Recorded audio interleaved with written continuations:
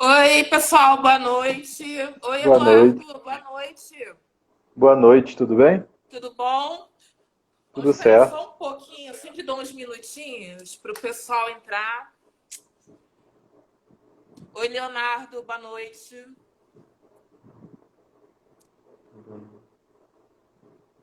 Oi, Michele, tudo bom? E o pessoal do CAX está aqui hoje. Maneiro, maneiro. Boa noite, Carlinhos. Tudo bom? Nossa, tá quente hoje, né, Eduardo? Caramba. Hoje o dia esquentou bastante, né? Né? Nossa, Tá- aqui tá muito calor. Caramba. Fez frio esses dias todos e agora, né, parece que tá esquentando de novo. Pois é. Unifal, Minas, uau. De Uhum. longe. É, Oi, Roberta. Oi, Davidson. Davidson apresentou aqui semana retrasada, né, Davidson? Ele quase me convenceu a gostar de Nietzsche, Eduardo. Olha isso. mas Nietzsche é legal, é bom. É, eu não vou dar, mas não vai dar para falar isso, não, Eduardo. Eu gosto do Davidson. Uhum.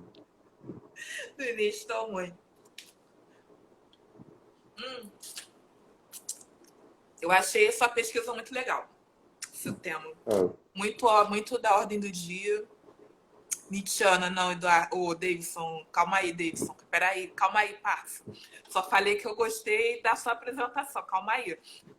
Oi, Fernandinha, tudo bom?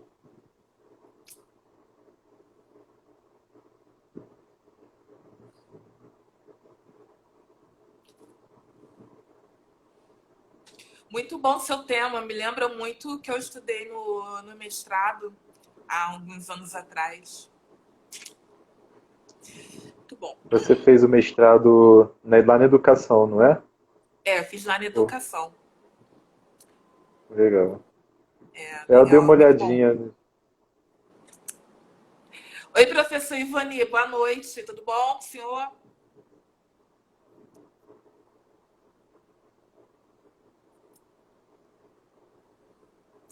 Há um tempinho.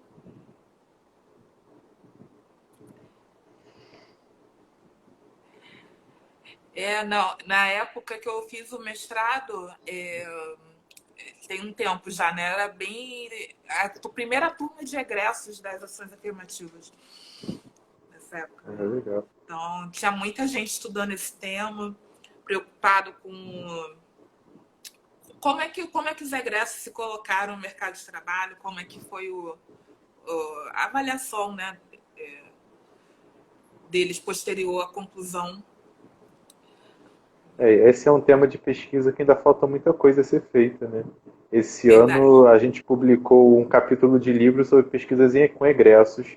A gente viu que no Brasil ainda tem muito pouco material sobre isso, né? Sabe muito pouco o que acontece depois que acaba a graduação. A gente tem uma ou outra instituição que tem um trabalho sobre isso, mas ainda tem Uhum, muita coisa ainda a ser desvendada. As verdade. pesquisas estão muito ainda dentro da UFRJ, dentro das universidades ainda, né? Não, tem tempo também que eu sei isso. Na minha época, se eu não me engano, só a UERJ tinha um sistema de cotas implantado. E a UFRJ estava discutindo ainda, o reitor era o professor Aloysio. Eu lembro que estava em discussão, tinham vários GTs e tal. E o contexto é diferente do contexto que você está estudando, né? Sim, é um Naquela época era um contexto contexto bem mais. pós-implantação, né? Pós-lei de Ah, cotas, né? sim. Pós-implementação, agora são outras questões, né? Muitas ainda É, continuam, né? Ainda são as mesmas de 10, 20 anos atrás e outras são totalmente novas. A gente ainda não sabe o que fazer e o que vai ser do futuro também, né? Futuro muito menos, né? A gente sabe. é verdade. Boa noite, professora Rosana. Prazer tê-la aqui. Acho que agora deu 5. Tá, acho que a gente agora pode começar, Eduardo. Já tem 14 pessoas. Bom, vou me apresentar para quem não me conhece. Oi, pessoal. Boa noite, todo mundo. Sejam todos bem-vindos. Feliz com a presença de todos e todas. Meu nome é Patrícia Silva. Eu trabalho no gabinete da direção do IFIX Eu estou aqui para apresentar mais uma live da nossa série Minha Pesquisa em 40 Minutos. O objetivo dessa série é apresentar a pesquisa dos pós-graduandos do IFIX em uma linguagem simples e acessível. Nós temos 3 programas de pós-graduação no IFIX, programa de filosofia, o programa de lógica e metafísica e o programa de sociologia e antropologia. E o nosso convidado de hoje é o Eduardo Borges, que é doutorando do programa de pós-graduação em Sociologia e Antropologia, é o PPGSA, e o título da pesquisa do Eduardo é O Acompanhamento Acadêmico e Apoio Pedagógico nas Universidades Brasileiras, um estudo sobre acesso, permanência e democratização. Eduardo, muito obrigada por aceitar o convite de participar aqui com a gente. E eu queria começar conversando, né, sobre a sua trajetória acadêmica, onde você estudou na graduação, onde você fez o mestrado. Boa noite a todos, agradeço o convite, né, da Patrícia, a direção do IFIX também que está promovendo essa oportunidade, né? Bem, a minha trajetória começou ainda lá no IFIX mesmo, né, na bacharelado em Ciências Sociais. Eu ingressei em 2011, ainda antes da lei de cotas, ainda essa discussão estava bem no início também. Eu concluí o bacharelado em 2014. Durante a graduação eu não trabalhei muito com esse tema, eu fiquei entre diversos temas, né? Não consegui me definir muito até o final da graduação, que caminho eu ia seguir. Em 2015 eu ingressei no mestrado lá no PPGSA também, com a professora Maria Lígia e com o professor Flávio me orientando. E no mestrado eu comecei a estudar mais a questão do acesso, pensando no processo social de escolha da carreira, né? Pensando na expansão que o sistema de ensino superior observou lá desde a década de 60. A gente vê que o número de vagas no sistema aumentou, se diversificou com a criação de novos cursos. A gente começou a pensar como esse estudante entra no sistema, né? A questão da desigualdade no acesso ao ensino superior. Então, eu discuti um pouquinho também a questão da qualidade da educação básica, dos os condicionantes sociais da escolha, aquela ideia de que o professor André Salata ele colocava lá na tese dele, de que a inserção social dos indivíduos, as experiências sociais que eles têm durante a trajetória e o contato com esses papéis sociais das profissões que vão, de certa forma, condicionar o que eles escolhem. E é aquele debate que a gente já conhece bastante, né? O conceito de vocação é um conceito que a gente trabalha muito. Porque, por exemplo, que jovens mais pobres, jovens da periferia, têm mais vocação para determinadas carreiras e jovens mais privilegiados, classe média alta, têm menos. Quando a gente olha os dados, né, de concluintes do ENAD, a gente vê o perfil das licenciaturas é um e o perfil dos cursos mais privilegiados é outro. E dentro dessa questão da vocação, entra as variáveis socioeconômicas, a questão da desigualdade de renda, a desigualdade de oportunidades também. Então, no mestrado, eu foquei muito nessa questão do acesso e em discutir as desigualdades no interior do sistema. Que a gente tem, mesmo dentro de uma mesma universidade, a gente tem hierarquização entre cursos, hierarquização entre áreas de estudo. Então, agora em 2018, quando eu ingressei no doutorado, eu fui começar a pesquisar mais a questão da permanência, né, depois de pensar a questão do acesso. Porque grande parte das pesquisas sobre democratização do ensino superior, elas focam muito na questão de abrir as portas da universidade. Vamos garantir o acesso. Que essa é uma definição um pouco limitada, porque o que realmente vai ser um indicativo de democratização do sistema é o fato dos estudantes conseguirem permanecer e concluir nos cursos deles, como você falou, depois ingressar no mercado de trabalho, né? E só ingressar, a gente sabe, né, que muitos ingressam, mas quantos desses vão conseguir de fato se formar, né, 4, 5 anos depois? E essa discussão toda... Oi, fala. Eduardo, desculpa, quando você começou a falar sobre o seu mestrado, você falou que estava sendo orientada pela professora Maria Lígia e por uma outra pessoa que o som escapou. Sim. Perdão. O professor Flávio Carvalhais, também do PPGSA.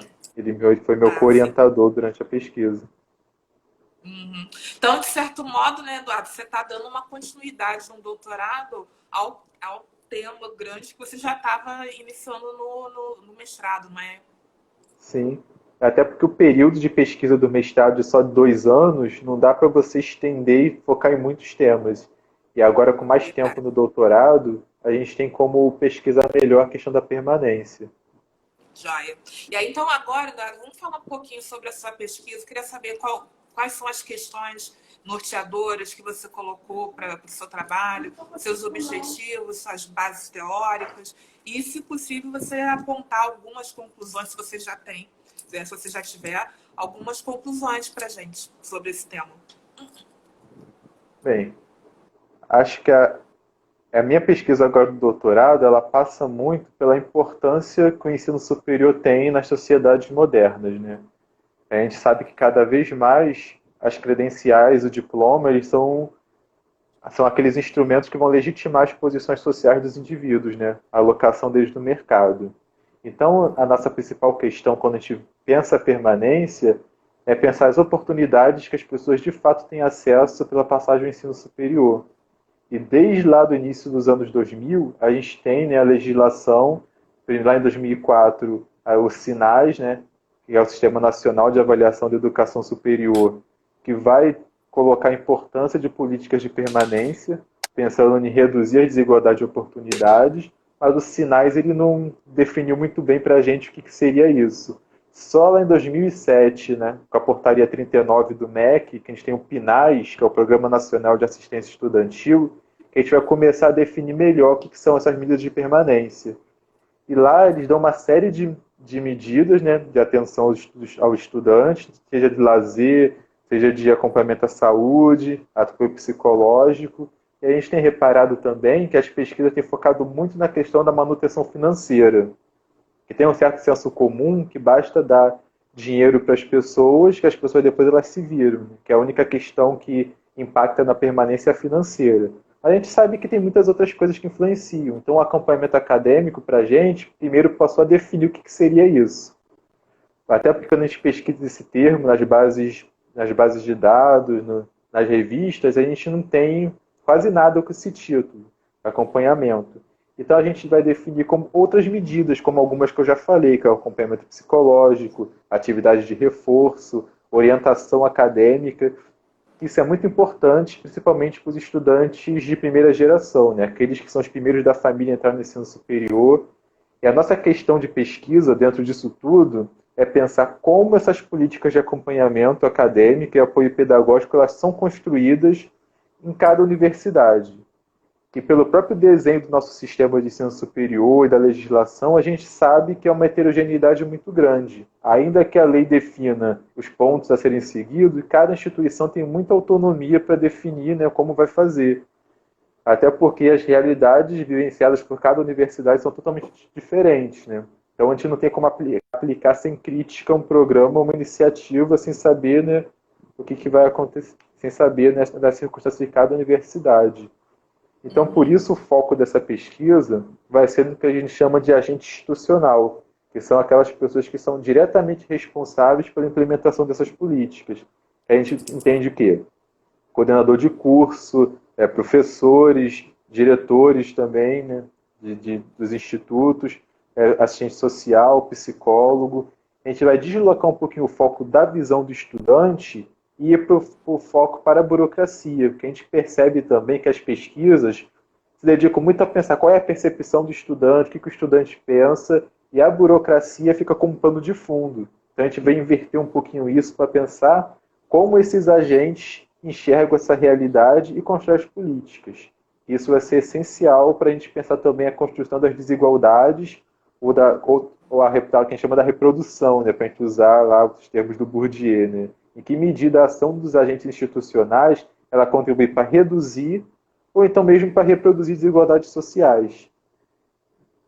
Então, a gente decidiu por um enfoque, ele vai juntar tanto as contribuições da sociologia da educação, quanto da ciência política, e em certa medida a gente vai tentar usar alguma coisa da psicologia também.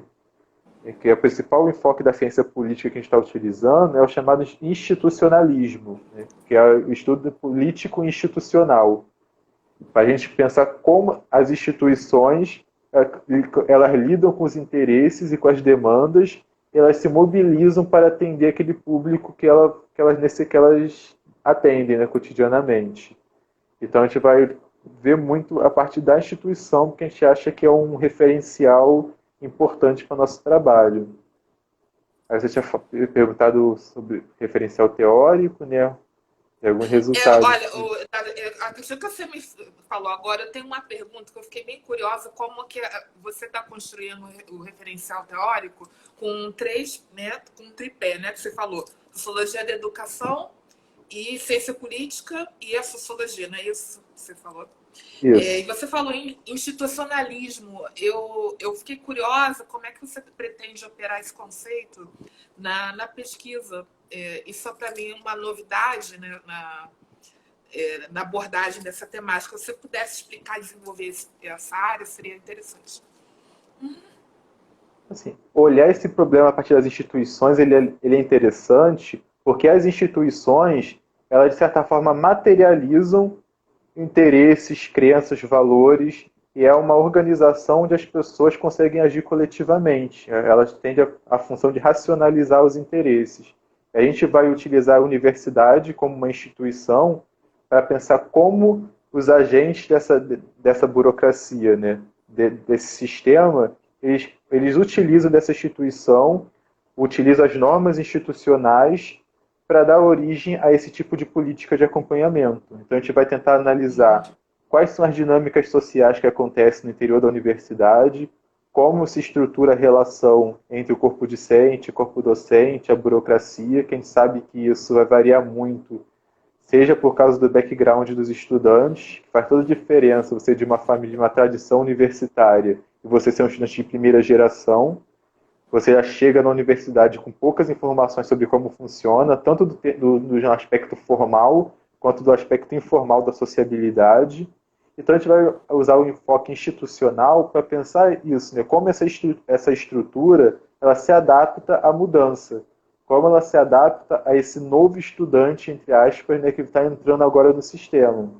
Que a grande discussão que a gente tem dentro do institucionalismo é esse processo de mudança institucional. Como elas acompanham as mudanças, tanto na legislação, quanto nos interesses dos diversos grupos sociais que estão representados ali.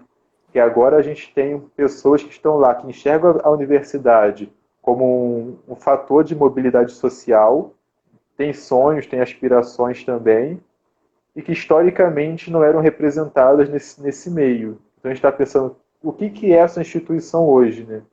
Como os agentes institucionais, as pessoas que detêm autoridade dentro dessa estrutura, eles se organizam para atender essas demandas. Porque a forma como esses agentes agem e pensam vai determinar que tipo de ação eles vão desenvolver, que tipo de política. Faz toda a diferença isso. Vocês vão apenas se dedicar a pagar as bolsas ou vocês vão criar outras ações de atendimento. Isso passa também até pela importância ou validade que os agentes dão a certas questões, certos problemas. Quando a gente faz o levantamento preliminar, né, olhando os sites das universidades, a gente percebe uma heterogeneidade muito grande.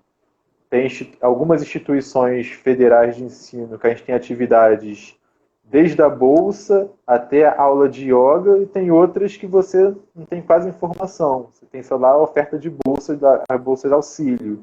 Então isso depende muito também de como esses agentes enxergam a questão da desigualdade.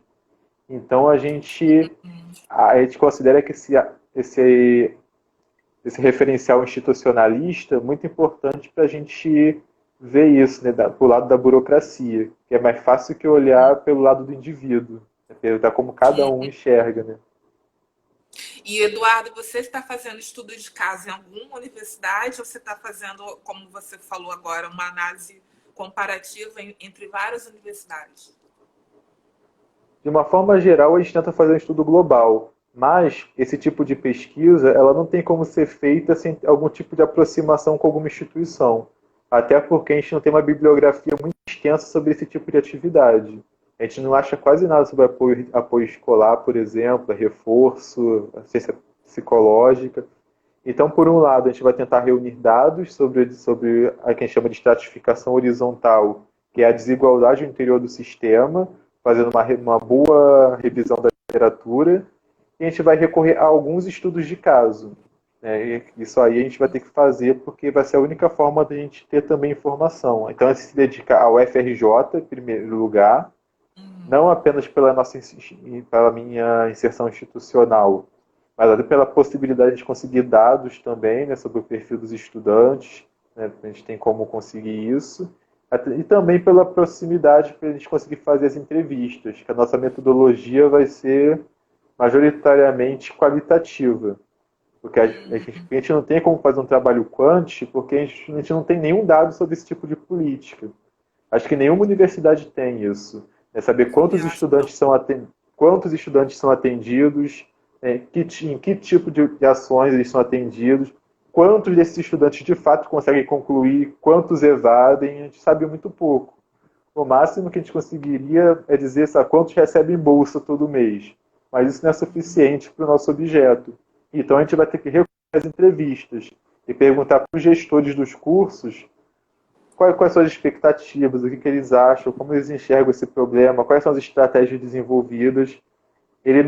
Esse tipo de trabalho, na UFRJ, a gente vai pensar também um pouquinho na UERJ e um pouquinho na PUC para fazer essa comparação. Ele vai ser um trabalho inicial que vai permitir que posteriormente outras pesquisas sejam feitas nesse campo. Porque, pelo caráter incipiente dessas pesquisas, a gente não tem como fazer uma pesquisa definitiva que dê conta de todo o sistema de ensino superior. Na medida do possível, a gente vai tentar pegar a experiência de outras universidades, né, ver o que está acontecendo, para tentar ver como esse tipo de medida ela tem impactado nas desigualdades no dia a dia das universidades. Em que medida isso está auxiliando os estudantes. Porque a gente sabe que a passagem pela universidade ela é difícil para todos os perfis de estudantes. A gente não vai dizer, o cara é rico, o cara tem dinheiro, então a universidade vai ser fácil para ele vai concluir de forma fácil. Não. Porém, ela tende a ser ainda mais desafiadora para esses estudantes de primeira geração, estudantes que ingressam pelas ações afirmativas, por vários motivos. Tanto pela questão material das famílias, que normalmente são pessoas que tiveram menores oportunidades de acesso a uma educação de qualidade anterior, que ainda carregam certos gaps da educação básica, pela questão do capital cultural das famílias, que vai ter uma certa dificuldade de adaptação às exigências do hábitos universitários, né? Que a gente sabe, todas aquelas exigências sociais, né? Formas de se portar, forma de se colocar no ambiente universitário, fazer laços sociais também, que é uma coisa difícil para quem não está acostumado a essas normas de sociabilidade. Então, para esses estudantes, essas políticas de orientação acadêmica, de apoio pedagógico, eles tendem a ser ainda mais importantes que os estudantes da classe média. Porque esse, de certa forma, já sabe como funciona o sistema pela experiência dos pais, dos primos, de todo mundo, que ele já tem acesso a essas informações. Né? Já tem, é. Eduardo, me chamou a atenção no seu título que você faz duas colocações, acompanhamento acadêmico e apoio pedagógico. Será que você poderia explicitar as diferenças entre um termo e outro? Na verdade, não tem uma diferença tão grande. Esse apoio pedagógico, na verdade, não ia nem aparecer no título. Ele está pensando unicamente na categoria de acompanhamento acadêmico. Sendo que, usando essa palavra-chave, acompanhamento acadêmico, a gente não conseguia achar literatura, pesquisa, nada. A gente jogava lá na base de periódicos da CAPES, na base Cielo, a gente não conseguia. Isso era uma coisa que estava me preocupando. Aí que a gente percebeu que a palavra-chave que era utilizada nas pesquisas era apoio pedagógico. Então, a partir daí, a gente conseguiu começar a achar dado. E aí eu deixei o acompanhamento acadêmico no título para, de certa forma, introduzir essa palavra-chave também nesse debate. Né? Quando digitar acompanhamento acadêmico, vai começar a aparecer referência também. Que foi um aprendizado também, porque eu mesmo não sabia que o termo acompanhamento acadêmico era tão pouco utilizado para tratar esse tipo de política. Né? Então, é mais por isso do que por alguma diferença de significado ou de objetivo entre uma coisa e outra. Que pelo menos nessa pesquisa, é tratado quase como sinônimo, acompanhamento acadêmico e apoio pedagógico. Ah, está tratando como sinônimo. Não, porque isso é um aspecto interessante, né? Eu estou trazendo para o âmbito da UFRJ, né? Eu trabalho há alguns anos, né, na UFRJ e com o tempo eu tenho percebido que o apoio pedagógico em termos institucionais é entendido como diferente de apoio acadêmico. Por isso que eu perguntei. Porque a gente, como você deve saber, a gente tem as comissões de orientação e acompanhamento acadêmico, né, que tem um propósito, às vezes, em algumas unidades, mais burocráticos do que acompanhamento acadêmico, mas ainda assim é acompanhamento acadêmico. E depois, com o surgimento da Pró-Reitoria de Políticas Estudantis, é que a gente passou a trabalhar com o conceito também de apoio pedagógico, que é onde eles começaram a fazer trabalhos de apoio pedagógico, né, para ser redundante, né, repetitiva. E então, para mim, ficou no nosso ambiente institucional, ficou bem distinto. Não sei se você, como observador, como pesquisador, também chegou a ter essa sensação que eu tive, né, na UFRJ, pelo menos. A gente tem percebido uma mudança, né, de enfoque em relação a essas questões de um tempo para cá, né? Que a gente acha que é muito positivo isso que está acontecendo, porque esse tema tem sido colocado numa centralidade que ele não tinha um tempo atrás, né? Como eu falei, eu entrei em 2011 na graduação e isso era menos discutido que hoje em dia, né? Até porque depois de 2012 da lei de cotas, se começou a pensar o que a gente faz para garantir a permanência desse novo público que está entrando, né? Novo no sentido de que agora está entrando em maior quantidade, que a gente sabe que não é novo, né? Enfim. Então, esse tipo de política ela ganhou uma importância tanto política quanto uma importância também pedagógica dentro da universidade. Que agora a gente teve que começar a se dedicar a pensar efetivamente em medidas que auxiliem, né, que atendam essa demanda e, de fato, democratize a universidade no sentido de oferecer oportunidades. Que não adianta também a gente abrir a porta das universidades e a experiência das pessoas ficar restrita à sala de aula, que é importante, mas que tem outras atividades e outras experiências que abrem portas para as pessoas, tanto academicamente, intelectualmente, que por exemplo, né, vai encurtar e facilitar esse raciocínio.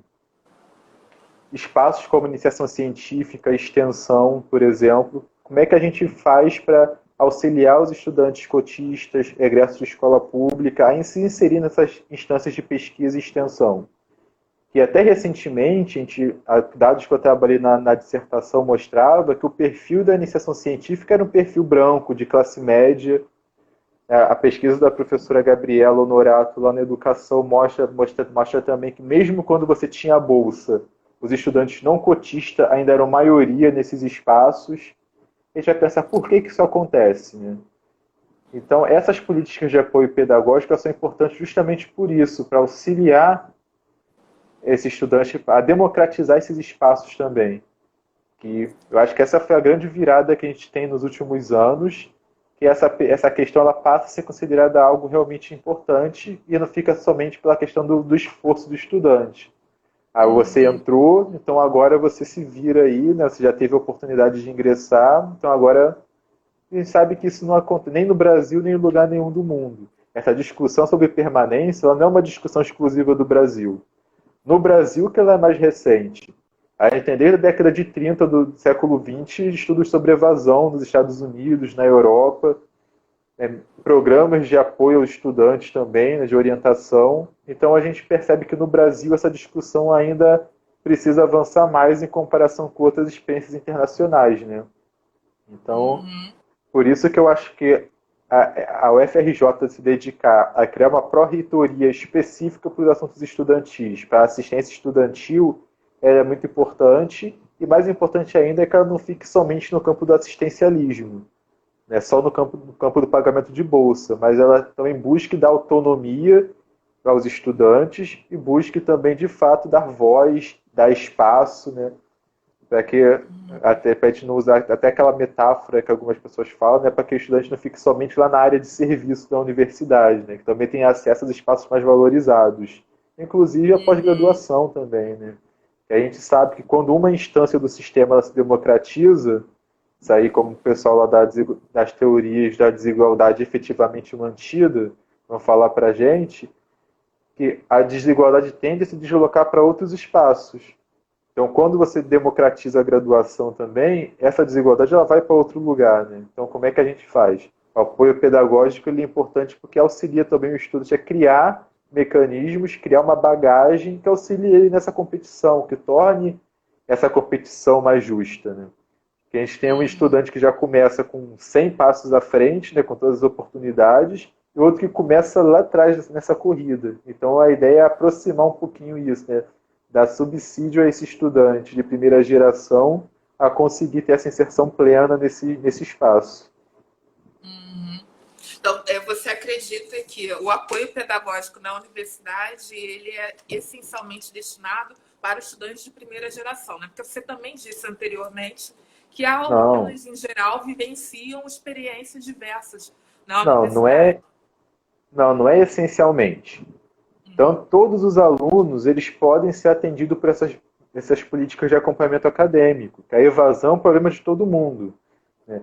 Mesmo entre os países da OCDE, que são os países mais ricos, né, a gente tem lá 33% que conseguem concluir lá no tempo certo os cursos também. Não, isso aí perdão.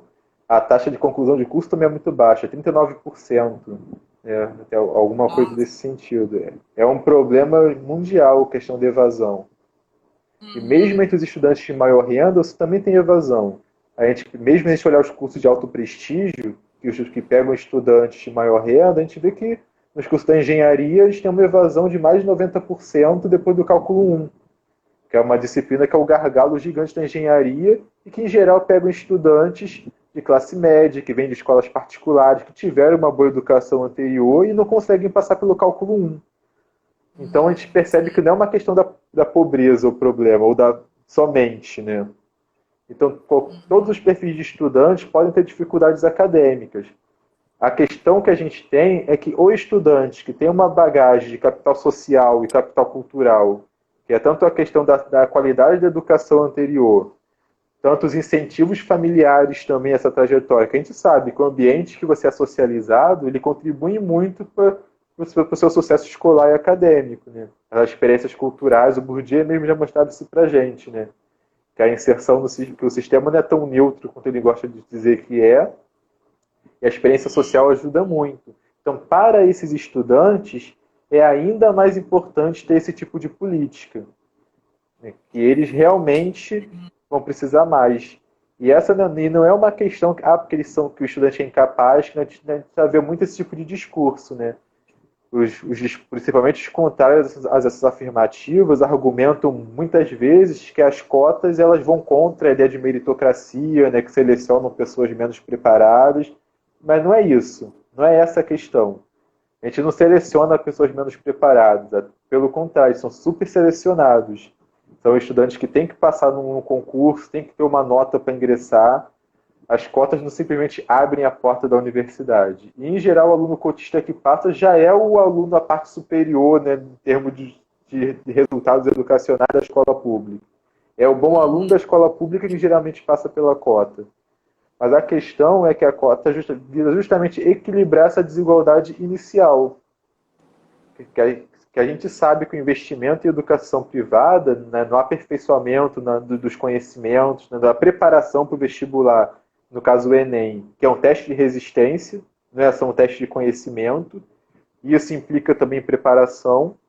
Então, as cotas equilibram essa desigualdade. E esse estudante que vai ingressar, ele começa a ser preparado também, a ser auxiliado, a ele conseguir corresponder às expectativas da universidade. Que a gente sabe quais são, né? Excelência acadêmica, que tem que ter um CR alto para participar tudo, tem que fazer disciplina, tem que fazer pesquisa, tem que criar uma identidade profissional. E se muitas vezes o estudante for deixado sozinho nesse processo, a chance dele evadir é muito grande.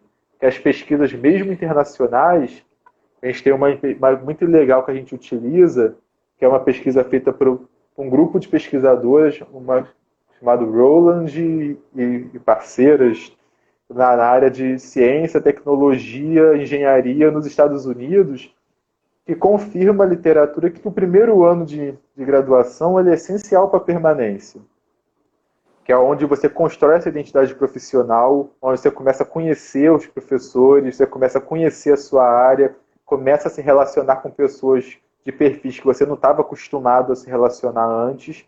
Então, nesse período é um período crítico para a permanência. É onde a maioria das pessoas evade nesses 2 ou 3 primeiros períodos. Tanto que as nossas pesquisas, um dos resultados que a gente tá vendo é que se a pessoa consegue passar dessa barreira do 3º, 4º período, a chance de evasão ela já diminui bastante. Se ela consegue permanecer no primeiro ano, a chance dela concluir o curso é bem maior. Então, por isso que é importante essas iniciativas de acompanhar o aluno durante todo o curso. O que a gente vê muitas vezes é que ele só é acompanhado quando está na iminência de ser reprovado ou de ser eliminado, né, jubilado, lá na 4ª reprovação dele, que muitas vezes a pessoa vai aparecer alguém para acompanhar, né? Uhum. Então, E olha muitas só, vezes... pelo que eu percebi, você já está num estágio muito avançado já de revisão de literatura, né? Está bem estruturado o seu tema, o seu objeto. E eu queria saber se você já entrou na universidade, que você falou que, né, a intenção é fazer um estudo de caso, você já tem esses dados, alguns dados para apresentar, ou ainda está no estágio de entrar em campo? Não, a gente ainda não começou o campo, primeiro por causa da questão ética da pesquisa, né? Por motivos vários, eu demorei um pouquinho para passar por essa etapa mais burocrática, né? Mais de reunir documentos, né? Que toda pesquisa que envolve ser humano agora, né? Por causa da resolução lá 510 do Ministério da Saúde, tem que passar pela plataforma Brasil, pelas comissões de ética em pesquisa, né? Que é um processo que pode ser rápido e às vezes pode demorar um pouco. No meu caso, a gente teve que fazer várias submissões lá, né, que uma coisa é recusada, aí você consegue uma assinatura, mas tem que ser outra assinatura de outra pessoa, então aí demora mais alguns dias para analisar o novo documento, aí depois vem demanda para você consertar uma coisa ali na metodologia, você submete de novo, então a gente já está nesse processo, está em apreciação ética. Mas somente após esse resultado, esse retorno, que já vai poder começar a realizar as entrevistas. E foi bom você tocar nesse ponto, porque a própria pandemia do Covid-19 está colocando novas questões metodológicas para a gente. A gente não sabe quando que vai poder voltar a fazer entrevista presencial, ir até a universidade. Então a gente está tendo que se adaptar, fazer entrevista pelo Skype, né, pela internet. E até agora a gente não pode fazer nenhum tipo de entrevista até ter essa aprovação. Qualquer coisa feita fora disso a gente não pode utilizar, né? É ilegal. Então assim que a gente tiver esse aceite, a gente vai começar a escolher os cursos, que eu posso até falar um pouquinho sobre isso agora. Ah, isso que eu queria falar. Eu queria perguntar, quais são os cursos que vocês escolheram? Assim, a gente tem a ideia de pegar cursos, em primeiro lugar, que reúnem estudantes desse perfil que a gente chama de mais vulnerável, que a literatura tem mostrado para a gente que a expansão do ensino superior dos últimos anos ela foi mais forte, curiosamente, em cursos de menor prestígio social e menos seletivos. Isso foi uma coisa que chamou bem a atenção a gente. Os cursos de educação e cuidados foram os que mais teve expansão desse perfil de estudante cotista, negro, de escola pública. É uma coisa que eu já vi no mestrado com os dados de concluintes do ENAD, que cursos como de medicina, o perfil era praticamente o mesmo de 10 anos atrás, branco, de pais altamente educados, enquanto que os cursos de licenciatura foram os cursos que mais cresceram nesse período, tanto no setor público, tanto pelo crescimento do setor privado também. O curso de Direito ele democratizou muito por causa do setor privado, que a grande quantidade de faculdades de Direito que foram fundadas nos últimos 10, 15 anos é imensa, né? Tem até o debate, que muitas vezes a OAB também tem debatido muito sobre isso, né? Qual é o limite para a criação de cursos de Direito no Brasil? Então, o direito das áreas tradicionais foi a que mais, pelo que eu vi no mestrado, que mais democratizou o perfil. Teve maior aumento de estudantes negros, de escola pública, de pais com ensino fundamental, enquanto medicina continua praticamente igual a 10 anos atrás. Então, a gente vai escolher os cursos que a gente vai investigar usando esses dados. O curso de pedagogia, com certeza, a gente vai analisar. que historicamente é o curso que o ENAD mesmo mostra que de todos os cursos da amostra é o curso que mais tem mulheres, que mais tem pais com ensino fundamental ou menos. Isso foi bem curioso. O curso de pedagogia é o perfil mais vulnerável de estudante nos dados do ENAD. Então é um curso importante para a gente Interessante. analisar. E o curso da área Interessante. de educação de uma forma geral. A gente vai tentar ver algum curso tecnológico ou algum curso de maior prestígio para tentar fazer essa comparação e até ver como cada área enxerga essas políticas. Que a gente sabe pelo senso comum, pela convivência, quem sabe que tem muitas diferenças entre áreas, né? Nos cursos de Verdade. educação, você tende a ter uma sensibilidade maior a essas questões. Nos cursos da área de ciências humanas, você tem uma sensibilidade maior a essas questões também. Verdade. Né? A gente vê, por exemplo, como é que acontece isso nos cursos das exatas. Como é que acontece, como é que a medicina deve enxergar essa questão? Será que acha válido? Será que acha que... Às vezes a gente pode, provavelmente pode chegar, para que precisa disso? A gente não precisa desse tipo de política. Cada um entrou, cada um por si, né? Cada um que tem que se esforçar. A gente pode Verdade. acontecer Você tem isso. razão. Não, Então a gente vai imagino que nas áreas pensar muito. do centro de tecnologia, eles devem encarar esses desafios de outra forma, né? Como né, a gente de humanas trata de uma forma, eles devem abordar de um outro aspecto, né? E de fato, no curso de medicina, que é um ótimo exemplo, é um curso que a gente olha nos dados do ENAD, mais de 97% no período integral. Mais, sei lá, mais de 60% branco, filho de pais altamente escolarizados, de alta renda. Será num curso como esse, alguém vai achar que é necessário fazer política de acompanhamento e apoio pedagógico? Ah, ninguém precisa, todo mundo aqui, supostamente, né? Incentiva, por isso que a gente vai investigar. Então, eu não estou nem dizendo que a gente vai investigar o curso de medicina, é um exemplo. Que a gente vai ter que olhar os dados, né, fazer uma análise mais cuidadosa com os dados dos ingressantes, né, e ver aonde que a gente vai, para quem a gente vai perguntar, né? Entendi. O Eduardo, a gente já está aqui quase acabando o tempo. Aí eu vou perguntar, a última pergunta que eu pergunto para todo mundo, sabe? Como é que você percebe que a sua pesquisa contribui para a sua área de ciências sociais e para a sociedade em geral?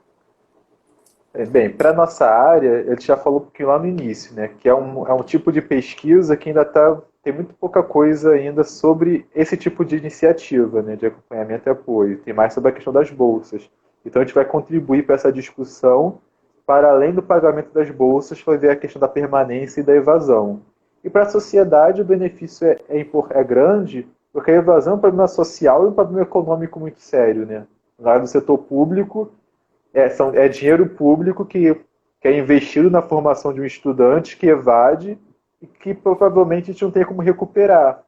E no setor privado, a evasão também é um problema, porque o setor privado depende, em grande medida, da mensalidade dos estudantes. Então, você pensar a evasão e a permanência, ela tem uma importância social imensa. Porque é interessante que para uma sociedade mais desenvolvida, uma sociedade que se desenvolve tecnologicamente, socialmente. A gente tem lá a cabeça do brasileiro, né? Aquele livro lá do Almeida mostra pra gente, né? Que sociedades mais educadas também tendem a ser sociedades mais estáveis também politicamente, mais sociedades de menos intolerância, sociedades com mais coesão social. Então a educação também é muito importante.